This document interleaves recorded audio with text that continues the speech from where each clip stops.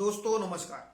शांति पर्व इस YouTube channel में आप सभी का स्वागत है। आज के इस वीडियो में हम महाराष्ट्र की राजनीति पर बात करेंगे। क्या बीजेपी महाराष्ट्र में नेतृत्व परिवर्तन करेगी, इस विषय पर विश्लेषण करेंगे। वीडियो को लाइक, शेयर और चैनल को सब्सक्राइब करना मत भूलिए। छत्तीसगढ़, राजस्थान और मध्य प्रदेश, इन तीनों राज्यों में बीजेपी ने नए मुख्यमंत्री बनाए, यानी एक तरीके से नेतृत्व परिवर्तन किया। क्या उसी तर्ज पर आने वाले लोकसभा चुनाव से पहले या उसके बाद महाराष्ट्र में भी नेतृत्व परिवर्तन बीजेपी में देखने को मिल सकता है? यानी क्या बीजेपी का आलाकमान 2024 में देवेंद्र फडणवीस जी को दिल्ली में बड़ी जिम्मेदारी दे सकता है? क्या बीजेपी का आलाकमान देवेंद्र फडणवीस जी को लोकसभा चुनाव में उम्मीदवारी दे सकता है? ऐसी कई चर्चाएं इस वक्त महाराष्ट्र की राजनीति में हो रही है। 2019 के विधानसभा चुनावों के बाद बीजेपी महाराष्ट्र में बैकफुट पर चली गई। इस वक्त बीजेपी सरकार में जरूर है, लेकिन इस सरकार की चाबी या रिमोट कंट्रोल बीजेपी के पास नहीं है। यानी मुख्यमंत्री पद बीजेपी के पास नहीं, वो मुख्यमंत्री पद एकनाथ शिंदे जी के पास है। बीजेपी के आलाकमान ने देवेंद्र फडणवीस जी पर विश्वास जताने के बजाय वो विश्वास एकनाथ शिंदे जी पर जताया और उनको मुख्यमंत्री पद दिया। देवेंद्र फडणवीस जी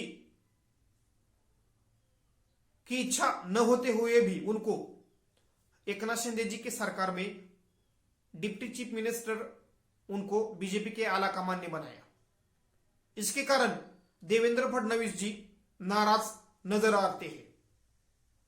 यानी एक तरीके से बीजेपी के आलाकमान का जो भरोसा, जो विश्वास देवेंद्र फडणवीस जी के ऊपर 2014 से लेकर 2019 तक था, वो विश्वास इस वक्त कम होता नजर आ रहा है। भले ही महाराष्ट्र में एकनाथ शिंदे जी की सरकार है, लेकिन इस सरकार के बड़े बड़े फैसले इस वक्त दिल्ली से हो रहे हैं। इस वक्त महाराष्ट्र में बीजेपी सरकार में होते हुए भी कमजोर नजर आ रही है। 2014 से लेकर 2019 तक एक ताकतवर मुख्यमंत्री के तौर पर देवेंद्र फडणवीस जी ने अपनी छवि बनाई और बीजेपी के प्रति और या बीजेपी के पक्ष में जनता में एक सहानुभूति की लहर 2014 से लेकर 2019 तक थी। लेकिन 2019 के बाद सत्ता पाने के लिए बीजेपी ने जो राजनीतिक प्रयोग महाराष्ट्र में किए, उसके कारण महाराष्ट्र में बीजेपी के प्रति जनता में एक गुस्सा नजर आ रहा है। उसी के कारण बीजेपी के आलाकमान को चिंता है कि क्या 2024 में 2014 और 2019 की तरह लोकसभा चुनाव में जीत मिल सकती है क्या? उसी के कारण ही बीजेपी के आलाकमान ने एकनाथ शिंदे गुट और अजित पवार जी के नेतृत्व वाला एनसीपी का गुट उनको सत्ता में भागीदार बनाया है। आने वाले लोकसभा चुनाव से पहले महाराष्ट्र में बीजेपी छत्तीसगढ़, मध्य प्रदेश, हरियाणा या राजस्थान, इन्हीं राज्यों की तरह महाराष्ट्र में भी संगठन में या नेतृत्व में बड़े परिवर्तन कर सकती है। भले ही इस वक्त महाराष्ट्र में बीजेपी का नेतृत्व देवेंद्र फडणवीस जी के पास हो, लेकिन जो ताकत 2014 से लेकर 2019 तक पार्टी संगठन में और सरकार में देवेंद्र फडणवीस जी के पास थी, वो ताकत इस वक्त उनके पास नहीं है। देवेंद्र फडणवीस जी की जो कार्यशैली है या कार्यपद्धति है, उसके कारण बीजेपी के बड़े बड़े नेता उनसे नाराज हुए हैं। उनमें पार्टी छोड़कर जा चुके एकनाथ खड़से हो या ओबीसी नेता पंकजा मुंडे हो या विनोद तावडे हो या सुधीर मुनगंटीवार हो या वर्तमान के मंत्री चंद्रकांत दादा पाटिल हो। अगर बीजेपी को 2024 में लोकसभा चुनाव में अच्छा प्रदर्शन करना हो तो बीजेपी के आलाकमान को पता है कि उनको महाराष्ट्र में संगठन में बड़े बदलाव करने पड़ सकते हैं। इस वक्त बीजेपी का महाराष्ट्र का प्रदेशाध्यक्ष पद चंद्रशेखर बावनकुले उनके पास है, लेकिन क्या चुनावों से पहले बीजेपी इस पद पर किसी नए नेताओं को जिम्मेदारी दे सकती है? क्योंकि जिस प्रकार तीनों राज्यों में बीजेपी ने सरकार बनने के बाद यानी बीजेपी को बहुमत मिलने के बाद सरकार में चेहरे के मुख्यमंत्री के चेहरे के तौर पर और पूरे मंत्रिमंडल में जो बदलाव किए हैं उसे देखकर महाराष्ट्र में भी ये इन बदलावों की उम्मीद नजर आ रही है। यानी इस वक्त बीजेपी में हाशिए पर नजर आ रही पंकजा मुंडे जी महाराष्ट्र में बीजेपी के निर्णय प्रक्रिया में आ सकती है, यानी निर्णय प्रक्रिया में उनको महत्वपूर्ण स्थान मिल सकता है, ऐसी उम्मीद की जा रही है। पंकजा मुंडे जी केंद्रीय गृह मंत्री अमित शाह जी को अपना नेता मानती है। बार बार अपने भाषणों में वो गृह मंत्री अमित शाह जी का नाम लेती है। 2019 के विधानसभा चुनाव में परली में पंकजा मुंडे जी के लिए अमित शाह जी ने प्रचार किया था। इन मध्य प्रदेश, छत्तीसगढ़, राजस्थान, इन तीनों राज्यों में सरकार के चेहरे के तौर पर यानी मुख्यमंत्री के तौर पर जो चेहरे सामने आए हैं वो केंद्रीय गृह मंत्री अमित शाह जी के नजदीक बताए जाते हैं। यानी छत्तीसगढ़, राजस्थान, मध्य प्रदेश, इन तीनों राज्यों में जो नेतृत्व परिवर्तन किया गया है उनमें अमित शाह जी की बहुत चली है, ऐसा बताया जा रहा है या ऐसी बात हो रही है। महाराष्ट्र में दबे स्वर में एक बात हमेशा की जाती है, यानी देवेंद्र फडणवीस जी और अमित शाह इन दोनों नेताओं में वैसी बात नहीं बनती जो 2014 से लेकर 2019 तक बनती है। लेकिन देवेंद्र फडणवीस जी के ऊपर नरेंद्र मोदी जी को विश्वास है।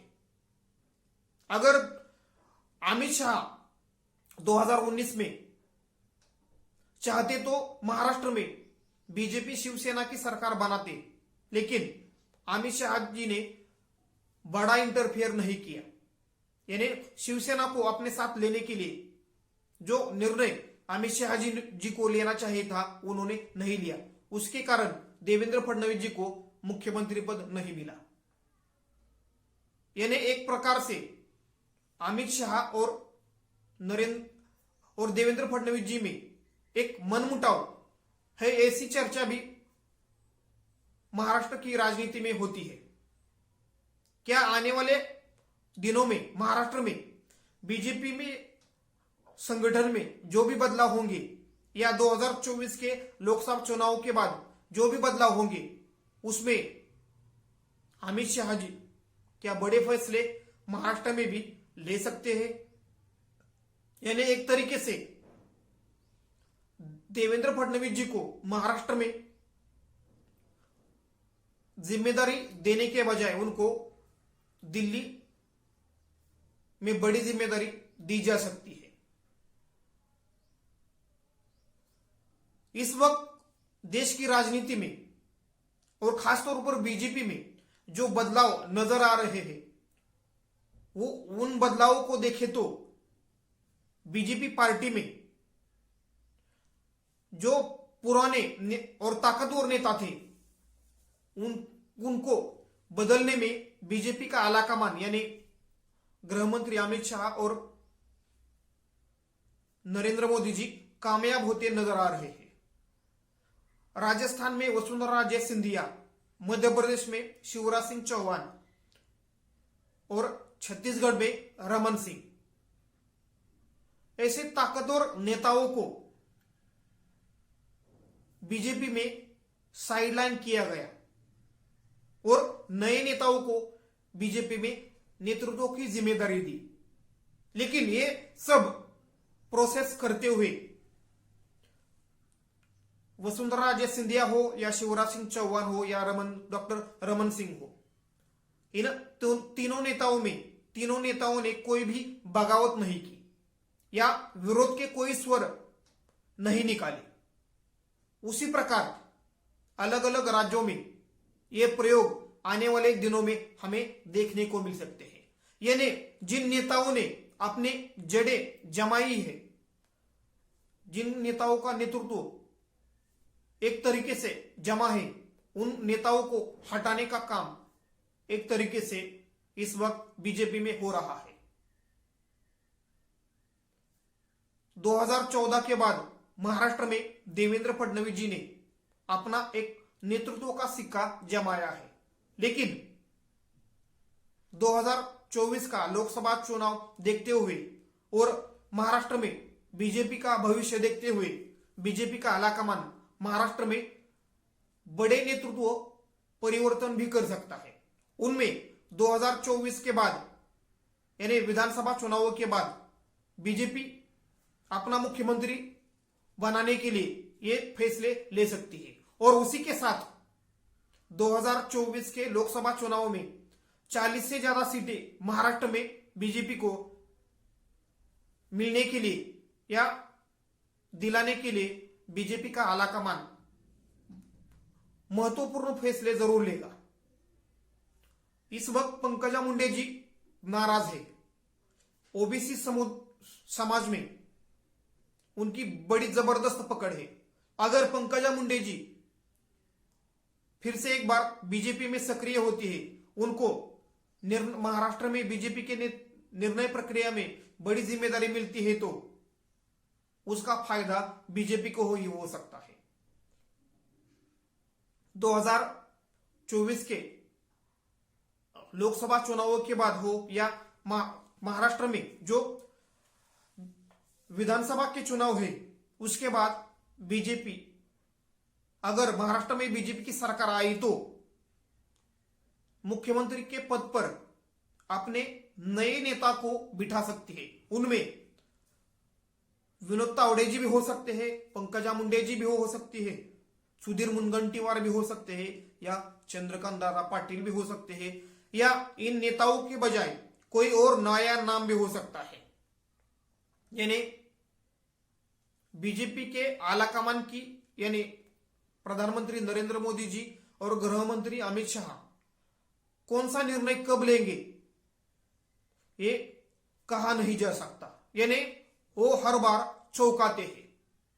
यानी कोई भी नेता अपने लिए जो इस वक्त जो जिम्मेदारी है, जो अपना रोल है, उसे हमेशा वो रोल यही रहेगा, वो कह नहीं सकता।